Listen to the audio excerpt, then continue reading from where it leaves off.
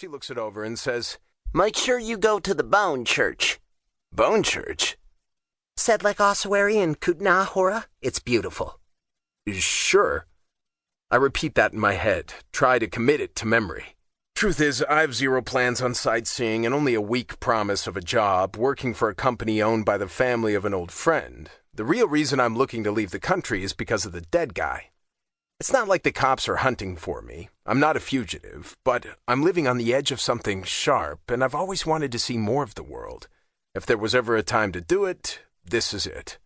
I wonder if the Czech Republic extradites to the United States. That's worth looking into, probably. Rhonda alternates between clicking on her keyboard and slamming a stamp onto my form, seemingly at random, and with a level of force that makes it seem like she's very angry at the paper. "I almost forgot," she says. "Photos?" I forgot about them too, but there they are, resting under my palm. I slide them across without looking at them. I looked, briefly, after they were taken at the drugstore down the block. I barely recognized my face, heavy with a bushy beard I grew out after leaving Portland, because I thought looking different would be a good thing, like a beard would be a cheap disguise. It certainly makes me less uncomfortable whenever I pass a cop, though the real truth of it is, I don't like looking at myself. At least it seems I grow a pretty good beard, even though the fucking thing gets damp and itchy in the humidity. "You should receive your passport within a few days of your trip," Rhonda says. "They usually show up in 7 to 8 days, sometimes 6, depends on how busy things are at processing. As for the fee, for the expediting processing and overnight delivery..." I slide a money over for the exact amount through the opening.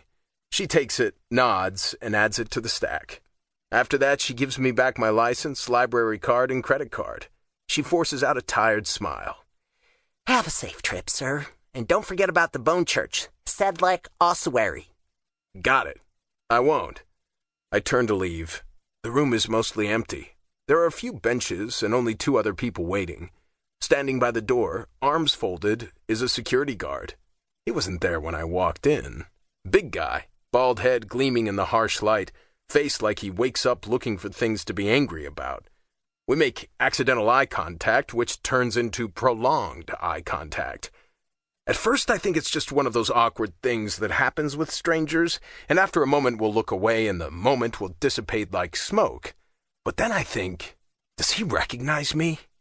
Did my name come up in some computer system and the woman rang a silent alarm? Did she give him a hand signal? Is this the moment my life comes crashing down around my shoulders? The wave hits, roaring in my ears, pulling me down into the dark, filling my eyes and nose and throat, choking me. Panic prods me with a pointed finger. Oxygen stops flowing to my lungs. I will them to start back up, but they're like a dead engine, tumbling in the dark. Can't tell up from down. The guard comes rushing at me. "Sorry, Dad. Sorry, Chell." I'm dizzy, about to fold to the ground when the guard grabs me under the arm. He pulls me up, asks, "You okay, kiddo?" The tumbling stops. The ground stabilizes under me. I look around. At him, at Rhonda, at the people in the waiting room. Everyone staring at me. Everything is suddenly very quiet. I nod. "Yeah. Just tired. Sorry. You need a hand? Need me to call a cab for you or something?" I shake my head at him, push away. I stumble outside, past the elevator bank and crash through the door to the staircase, nearly fall down the 3 flights. When I get outside, I fall to my knees and vomit. I'm not sure what I vomit up since I haven't eaten today. It's mostly liquid. My system's sufficiently cleared out.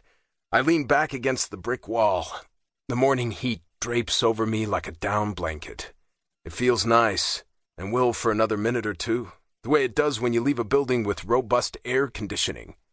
I open up my messenger bag and pull out the water bottle wrapped in duct tape, unscrew the top, wash my mouth out with a little whiskey and spit, take a big gulp. I get a quarter of the bottle down. It's sharp and a little metallic. After a few seconds, I take another sip, feel it wrapping my synapses in gauze. Well, that went much better than expected. 2. After a half hour of walking, it's hot like I didn't know hot could be. It gets hot in New York, but not like this. Not like you're slowly being...